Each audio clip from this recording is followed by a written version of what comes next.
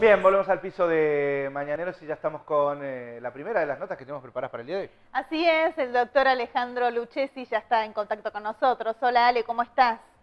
Hola, buen día chicos, Sofi, Santi. Un Buen gusto día. poder nuevamente hablar con ustedes y ya se acerca el día en que vamos a poder estar frente a frente en el estudio porque, digamos, vamos camino hacia controlar todo esto que nos está pasando. Bueno, Ale, a propósito de eso, recién hablamos un poquito al principio. En Carlos Paz ya vamos llegando, hoy es 19. Así es. Bueno, entonces son 37 días sin casos aquí en Carlos Paz, el último fue el 12 de mayo.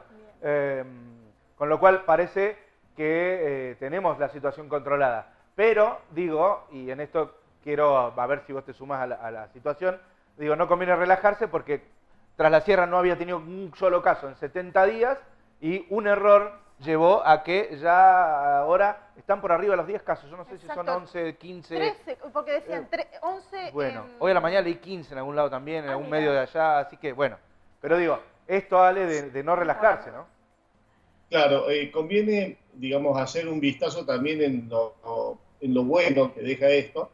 ¿Por qué? Porque si bien nosotros tuvimos, creo que llegamos a los 9 casos o 8 casos, y fueron todos sanos, o sea, todos cursaron, como quien dice, creo que uno solo tuvo síntomas, y los demás fueron solamente testeados positivamente y se mantuvieron en el aislamiento domiciliario, lo cual no hizo falta, por ejemplo, unidades de terapia intensiva, no hizo falta respiradores. Ni cerca estuvieron de tener esa patología grave.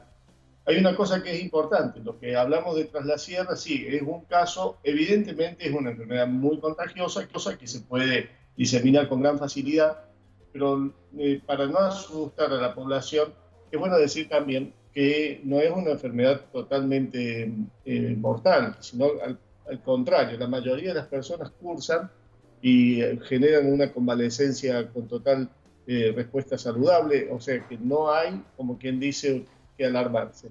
Y tampoco hay que relajarse en el sentido del cuidado del poder que representa el uso del barbijo, taparse bien las fauces cuando tosemos o estornudamos, tanto como lo que hablábamos, la distancia comunicacional y fundamentalmente el lavado de manos, que es el principal vehículo. Todo lo que se va hablando es el principal vehículo contagiante. Sí, a mí me gusta repetir lo que dijo el gobernador en varias oportunidades de la responsabilidad social, digamos, que hoy está más en manos de la gente de cumplir, digamos, es como decías vos, es sumamente controlable y no es letal, pero sí, está en manos de la gente cumplir con la responsabilidad para no seguir extendiéndolo. Exacto, y hay un foco ígneo, digamos, un incendio prácticamente, que es lo que está ocurriendo en el conurbano bonaerense, donde la aglomeración de la población y las condiciones sanitarias no favorecen, como quien dice, el control de la pandemia. Y, digamos, establecer el aislamiento en esa zona, para ellos les representa lo positivo de que los casos graves van a presentarse en una forma de goteo, por hacer una analogía, para no saturar el sistema de salud en la alta complejidad. La alta complejidad es la presencia de terapia intensiva y respiradores. Sí. Se ha montado todo un operativo de contención al respecto, con respiradores, con lo que son camas para aislamiento, pero no va a alcanzar si esto se despeña de una manera incontrolable. Por eso continuar con las medidas de control comunicacional, lavado de manos y aislamiento, lo que es la fase 1, 2 y hasta la 3 del control, es muy importante para esa zona. Para nuestra zona sigue siendo muy importante cumplir con todas las medidas, digamos, instauradas por el gobierno y por el COE, para que de esa manera podamos seguir teniendo bajo control. De hecho, en nuestra ciudad lo tenemos bajo control. Y es una buena forma de mantener eso, de mantenernos en esa posición. También hubo casos en La Falda, tengo entendido. Sí, hay 2 casos en La Falda relacionados con este tema de Tras la Sierra. Es más, en Tras la Sierra calculan que hay muchos casos más. Han vuelto a fase 1, o sea, aislamiento total a Villa Dolores, Las Tapias. Todo, ¿no? Las Tapias y no me acuerdo. Pero claro, han cerrado el departamento, pero toda la zona, perdón. Pero además hay 3 localidades que han vuelto a fase 1. porque calculan que, bueno, este foco justo se dio en un banco, ¿no? Es como si se diese, no sé, en un supermercado y demás. Uno de los lugares de mayor concentración Claro, de de personas, mucha ¿no? concentración de Claro, personas. Entonces, bueno, ahí tenés. Eso, por ejemplo, ¿se acuerdan cuando fue ese viernes que en la provincia de Buenos Aires se amontonaron jubilados a cobrar la sí, jubilación con sí, personas que cobraban el Sí. seguro de desempleo social? Que fue prácticamente una estampida que hubo sí, después de un aislamiento total. Se presentaron y había colas en la vereda, no había distanciamiento social, algunos con barbijo, otros sin barbijo. Fíjense, chicos, que eso no dio lugar al pico esperado dentro de los 14 días claro. posteriores al contagio, Pero si eso sino que pasara lo hoy, dio recién ahora. Si analizamos un poquito eso, también vemos lo relativo que significa el distanciamiento, digamos, tan estricto, tan estricto. ¿Por qué?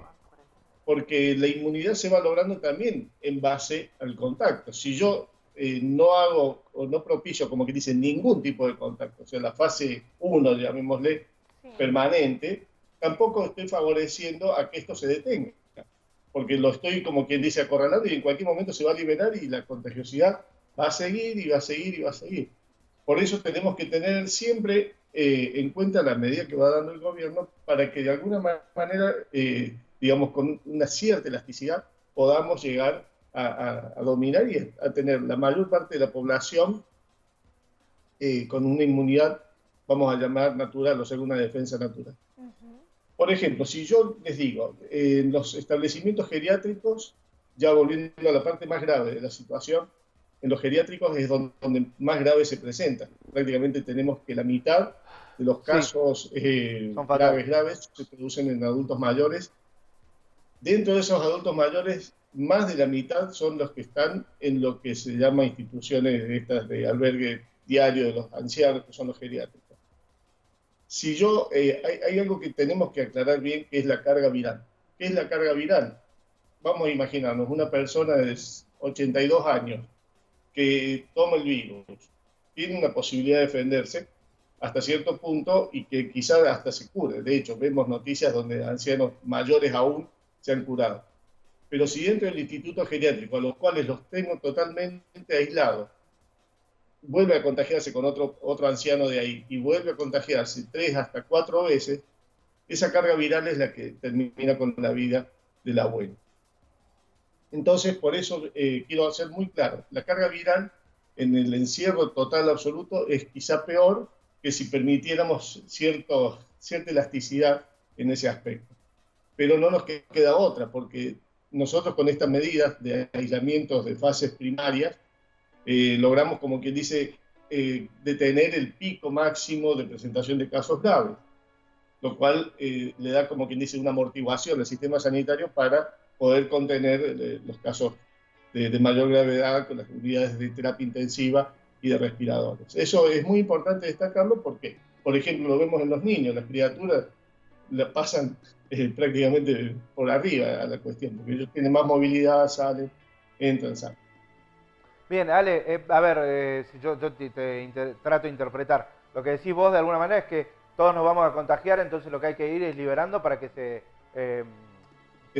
inmunice la gente a través del contagio. Con todas las precauciones, o sea, el uso de barbijo, taparse bien las fauces, lavarse permanentemente las manos con agua y jabón, y el distanciamiento comunicacional es lo que nos va a permitir a nosotros ir adquiriendo inmunidad, porque somos todos inmunocompetentes, salvo las personas que tienen inmunodeficiencias diagnosticadas y permanentes. ¿Para qué? Para que de esa manera realmente se fabrica la vacuna. Y otra de las grandes incógnitas que existe es que no tiene, como que dice, un tratamiento específico de la enfermedad. Nos dedicamos a mitigar los síntomas. Y eso es muy importante, digamos, plantearlo como que la cuestión sigue, la incógnita sigue con respecto a la generación de una vacuna o un antiviral específico. Bien, bueno, claro, Sofía. Exacto, es importante también, me encanta cuando destacás el aislamiento en vez de social, comunicacional, ¿no? Es muy interesante cómo lo planteás también vos, Ale. Sí, porque se ha producido una desagregación de lo que es sustancialmente el ser humano, que es un ente social netamente. El procurar que el ser humano deje de ser social es como partirlo al medio, porque somos eminentemente sociales. Nosotros nos comunicamos, nos afectamos con el medio ambiente. Es imposible no lograr eso. Por eso yo le cambio el nombre de aislamiento comunicacional y no social, porque lo social lo seguimos haciendo. De hecho, esta conversación es justamente transmitir socialmente un conocimiento, un pensamiento, una idea. Y eso no debería verse obstruido por esta cuestión del coronavirus. Y sí, los cuidados comunicacionales, o sea, mantener la distancia de 1,50 m o más con la persona que tenemos al frente, el uso del barbijo, eso representa, como quien dice, lo más seguro que tenemos hoy por hoy. Bien, Ale. ¿Y cómo notas a la gente, a los pacientes? ¿Los notas preocupados o tranquilos, pero con los cuidados correspondientes?